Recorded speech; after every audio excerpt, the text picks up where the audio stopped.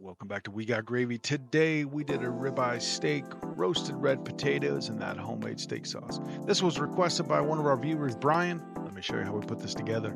We start off with a nice, good sized ribeye steak. There's our baby reds. You can use regular size, whatever you would like here. We just love the baby reds. We're going to get those washed up. We're going to use this tub. After we get those washed up, we're just going to cut those in half, real simple. We're going to get these seasoned up. We're going to start off with about 3 tablespoons of olive oil. I'm going to jump in with some paprika, hit it with some thyme leaves, and of course some rosemary. Then just some salt and pepper. Season these to your liking. You're not going to mess these up. I like to be a little heavy-handed on them, just because it gives it much more flavor. After we get those seasoned up, we're going to bake these at 400 degrees for 45 minutes. While those are baking at about the 20-minute mark, we're going to get this steak all prepped up. We end up cutting the end off on that steak.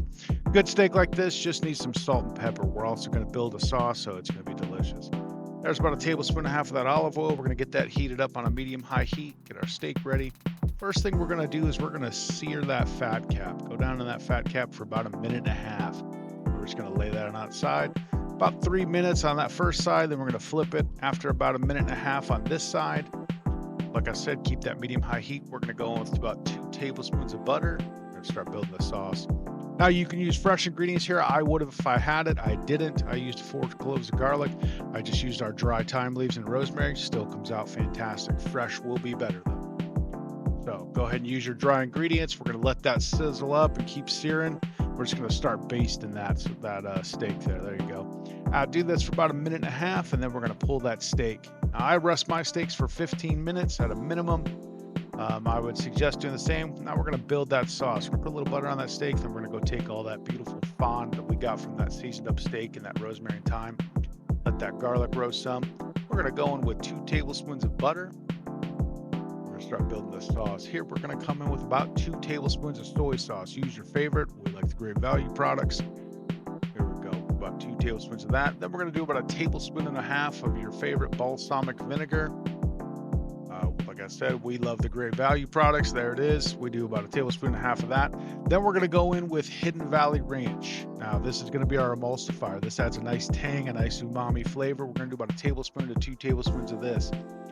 Then after you get that in there, this is what's going to emulsify this sauce and make it nice, thick, creamy. You're going to look for about a caramel color.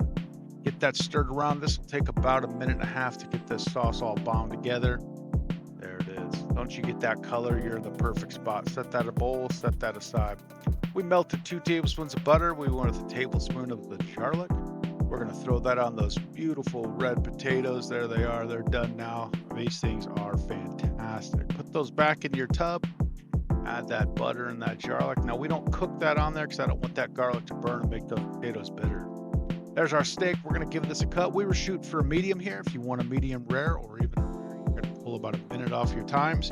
Your pan and the size of your steak will determine your doneness. Cut that up, get that plated, hit those potatoes with a little bit of Parmesan. This is fantastic. That steak sauce is going to change your mind about the ingredients. You're going to really be impressed with it, I promise. Take care. Enjoy.